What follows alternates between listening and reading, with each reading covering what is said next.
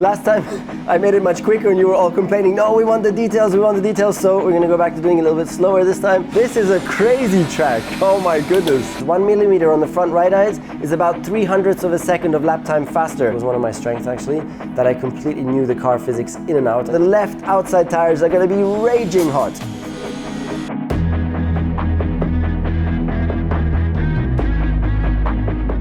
Hey everybody, welcome back to F1 Fridays. I'm super excited because today I'm going to take you around Mugello. I don't know the track myself, so we're going to learn it together. I'm going to tell you what we look out for, but I know it's an awesome track, so this is going to be great. Because it's not in the usual calendar, we're also in a new game today, so don't be disturbed by those differences.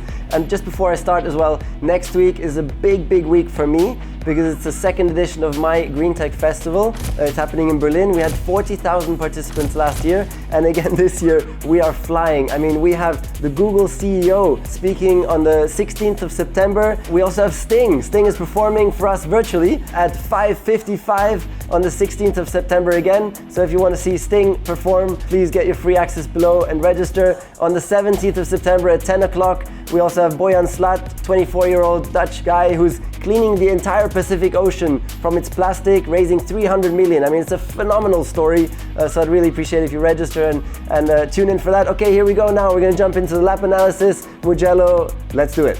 What about the question? Yeah, sorry. Should have thought about that. Shit, we would have lost 100,000 views. And 10,000 comments. As always, you have the chance with the top comment to win a surprise gift from me, which I'm going to send you. So please, the question this week is, what is your favorite moment of the F1 season so far? Mine is probably Pierre Gasly crossing the finish line. That was like super emotional and he so deserved it. So I look forward to seeing your comments. Comment below now, and here we go on the lap analysis.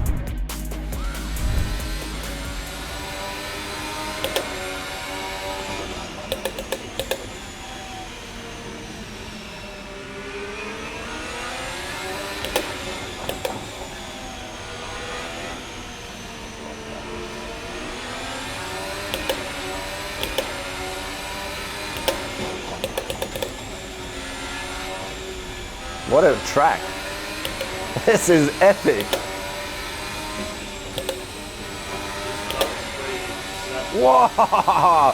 This is insane. This is flat as well? Whoa! What?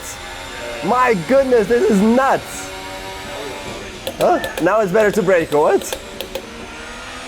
This is a crazy track. Oh my goodness.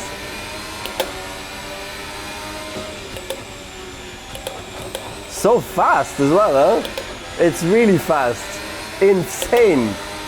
This is flat, this is flat.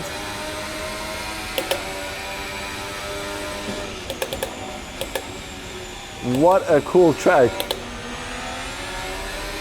So fast, oh my goodness.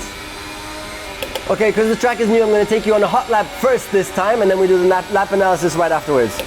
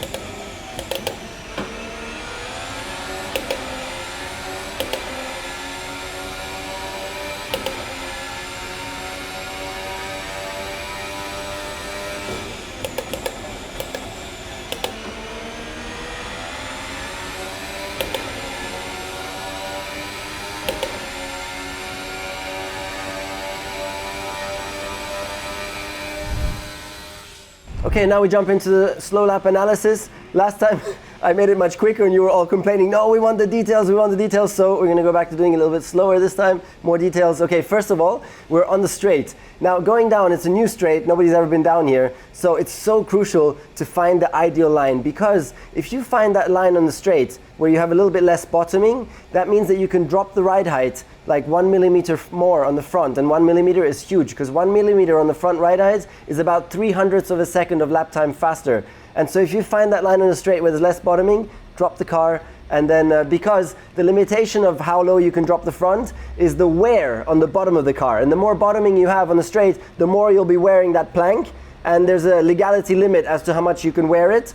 So if you find a way where the plank wears less, you can drop the car, and that makes you go a lot faster. So those are the kind of details which most of the F1 drivers won't really be paying attention to that. So it's really these unique details. Okay, these are very long corners, many of them Mugello. So braking, always like brake straight into the corner, hug the curb, and then keep the braking going, and you can go a little bit wide then, and this is where you end the braking. So you try and dive in and keep the braking as straight lined as kind of possible, because that gives you more potential in deceleration. So then since you're kind of straight lining it, you go out, in, out, and then you end your braking here in the middle. And here, then you have to try and turn the car, and then you try and get on the power, and probably you're going to be somewhere here in the middle of the track, but once you get on the power, it's just the fastest way around such a long kind of corner, is to do it in that kind of way. So then, of course, run it out all the way to the curb, and then very, very quickly back to the other side here, because this next part is coming straight away. So again, and then here, very deep into the corner braking. Now though, you have to stay much longer on the left than it seems, because this corner, it like kind of gets tighter and tighter. So you stay left for longer and then go for a late entry here on the curb, of course. It's almost flat here, so it's just one short lift. Very hard to get it right, and then run, of course, all the way out on the red curb here. Again, now we have to get back quickly to the other side, because it's going to be the same braking again, same kind of corner actually again. So again, braking straight, dive in here, same thing again, stay left. Now this time not as long, because it's much shorter, this one. So right, and this one almost flat, just tiny lift, and then again all the way out. So now we're coming to the corner where William had me go off the other time, because he said it was flat, and it's not flat. Whoa, you said it was flat. No, not this one. What? Hey, William, you said the first one was flat. No, not the first one. First one is just lift, and then the left and double right is flat. William, before you said everything was flat. It's a tiny lift, maybe even a tiny downshift, and then of course take the inside there. You can run almost to the exit here, because this next one, even if you're here, you can still get this next one flat. It's very hard, so that's the limit, you know, how wide you go on that previous one to still have this one flat. That's the limit. But this one flat out, then you're probably in 6th or 7th gear by now. Again, all the way out, and then straight back again to get this next one, because again, it's flat. So this is a insane area of the track here. These corners are such high load and so difficult on the drivers, also on the necks. My goodness. So that one flat as well. Use all the track, run it out over the red curb. This next one again flat, and again it's on the limit. So this is like, it's going to kill the next to the drivers. Also the left-hand side tires are going to be killed. So again, try and stay on the outside, use all the track, run wide. By now, the left outside tires are going to be raging hot. So in the race, that's where you're really going to have to do a lot of tire saving to take care of the tires, because that is the place where the tires left-hand side are going to get killed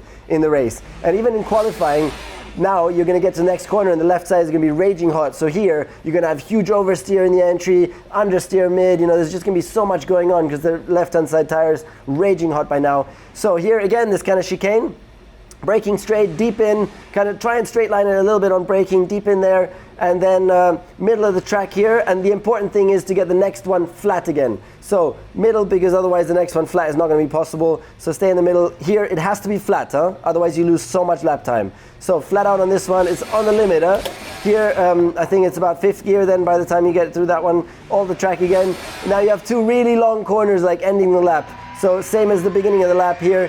You brake at around 50 and then straight line it in, chop in, straight line it here, then go wide to the middle of the track, and then end the braking, then do the turning, go straight on power. So you kind of V-shape it a little bit. And then the exit is always in the middle of the track here. That's the best way to do it. You can almost use the edge of the track here, but important again is to get the next part flat. Crucial, they have to be flat, otherwise you lose so much time. So this has to be flat, this next one has to be flat. Use all the track here again. And now we're getting to the last corner. by now, again, tires raging hot, so you're gonna have much more oversteer. Here again, just deep dive, hug the inside on the braking, prolong the braking very late, now by middle of the track, then turn the car, and then full on the power, use all the track, careful not to run out of the track. And now again, use your optimum line on the straight where there's the least bouncing. It might be in the middle, it might be on the right, it might be right there. Wherever it is, use the optimal line, because less bouncing is less bottoming, more top speed as well. And that's the end of the lap, and I hope you enjoyed it, and I wish you good luck on this track, because it's damn awesome, man. My goodness, exciting to drive. Question 1 from A2Z2. How do you prepare to race on the track for the first time? So what they do in F1, they send a truck with a laser scan to all these racetracks, and they will have likely sent that also to Mugello in the meantime. I don't know if it's Corona possible, and so the truck scans this laser track completely, and they then put it into the simulator, and they recreate it in the simulator, and it's like 100% real, even every bump, every curb. And so personally, I just would have spent a lot of time in the simulator driving that track, and I'm sure that's what all the others have done as well. Question 2, Ollie, how would you adjust the camber of your wheels on a track with predominantly off-camber corners? So the corners being off-camber or not doesn't have any influence on the camber that you put on your tires. The camber you put on your tires is influenced by how much high-speed load corners there are on a track compared to slow-speed corners. Because in slow-speed corners, where there's not much lateral load, because it's just slow speed, it's best to have the tires standing up as much as possible, because that's going to give you as much contact patch on the ground, and that gives you grip. In high-speed corners though, where you have huge lateral load, the whole bottom of the tire gets distorted inwards. And so if you don't have any camber, the tire gets distorted and you just have a very small contact patch left. So with a lot of camber, you then have the distortion, and the distortion at the bottom then actually puts you the perfect surface of the tire on the ground. So that's why you start with a lot of camber in high-speed corners, so that's the compromise. Question 3, Faraz. What factors truly separate good drivers from the elites? Higher risk tolerance, knowing car limits, technical know-how. So the good drivers, separating them from the elite, first of all, is natural talent, where someone like Verstappen, Hamilton, they have the most natural talent out there. But then also, I think there's a certain street smartness, I wouldn't say intelligence, because there's so much to manage. You know, you need to think so much whilst you're driving as well, with your settings, with lines, with tire temperatures, with fuel consumption. You need to do a lot of thinking, so you have to be smart, street smart, to kind of manage all that's going on to the best possible. And also risk management, all these things requires a lot of thinking. So in general, I would say the top F1 drivers are usually very street smart as well. And then finally, you also have to be quite like emotionally intelligent, because in the end, you need to be good with all the bosses in F1, because you'll only have a chance to win in F1 if you get yourself into that best car. And we've seen some examples of drivers that they're just too cocky and things, and then the bosses, the top bosses, they're like, don't want to take you, you know, you're just going to cause a mess in the team, and it's just not going to be good for the environment, so they don't take them, and then they'll never win a race. So there's all these kind of attributes that you need to have. Question 4, JTH, how do you best react if your car experiences a brake failure? Have you ever had brake failure? Yes, I've had brake failure. For example, in Formula 3, I was in Zandvoort and I came to the end of the straight. I hit the brake and the brake pedal just fell to the floor, just fell completely. So complete brake failure, and I went flat out. So what I did actually instinctively was I swung the car around in the last moment, because it felt instinctively better to go in sideways, you know, where I can like elbow hit it, shoulder hit it on the seat, rather than going in forward where I just have these thin seat belts. So I just flung the car around. But I was super lucky, because if you do fling the car around and you're jumping across the gravel trap, it's very easy for the car to roll. And worst case, you know, you can go in with your head first. So man, just thinking about it now, I was very lucky. But that's what I did, and then the result was okay. I mean, I was knocked out for like 5 minutes, but the end result was not too bad. Question 5, Francesco Drake. Hi Nico, I'm a high school physics teacher. To what extent do drivers have to learn about the physics of how the car behaves? So drivers don't generally have to learn the physics. Personally, I spent a lot of time on that, and it was one of my strengths actually, that I completely knew the car physics in and out. I knew exactly what was going on in every part of the car. Some drivers, they just rely on their feeling and then just communicate and relate to the engineers what they feel, and the engineer then has to translate it. But I wanted to be an engineer myself, so I was like on terms with my engineer. We were always discussing together and sharing ideas really. But it really depends on the approach. So thanks for watching, guys. Please subscribe to the channel if you're new to not miss out on the next videos. And remember, top comment below gets a surprise gift from me. Thank you very much. Bye bye. See you next time.